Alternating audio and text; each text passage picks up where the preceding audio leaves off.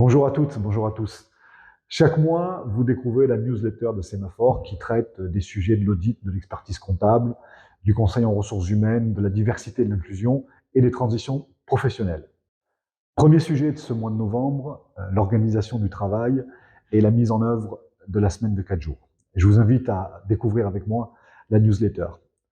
Se pose depuis très longtemps en matière d'organisation du travail, la recherche à la fois d'une combinaison entre l'efficacité et la productivité au travail et en même temps une organisation capable d'équilibrer les rythmes à la fois professionnels et personnels. Plusieurs expérimentations ont été lancées, notamment dans le public. Elles posent un certain nombre de questions, celle de la soutenabilité du travail, de l'organisation, de l'intensification des journées de travail. Cette organisation sur 4 jours ne peut donc pas s'appliquer partout. Elle nécessite d'abord de diagnostiquer la situation, d'entendre les parties prenantes et de s'assurer de la continuité de l'activité sous ce mode d'organisation. Découvrez cet article de la newsletter de notre pôle Conseil en ressources humaines ce mois-ci.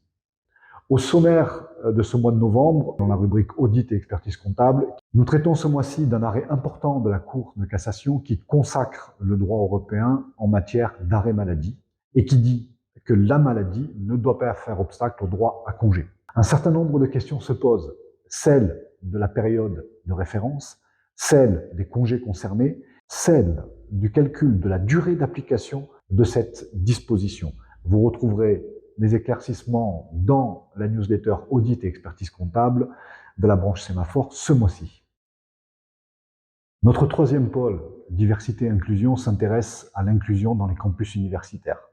Pourquoi ce sujet? Découvrez-le avec moi. La première motivation est de donner à l'ensemble des étudiants une égalité des chances dans l'accès aux universités supérieures. La seconde motivation, c'est aussi préparer l'ensemble des étudiants qui sont de futurs citoyens à intégrer l'inclusion comme une valeur et avoir ce réflexe dans le monde professionnel. Nous avons interrogé à la fois un étudiant et un président d'association au sein d'un campus pour nous livrer ses réflexions sur ce sujet. Enfin, pour le dernier pôle, celui des transitions professionnelles, nous nous sommes intéressés ce mois-ci au renforcement des compétences numériques.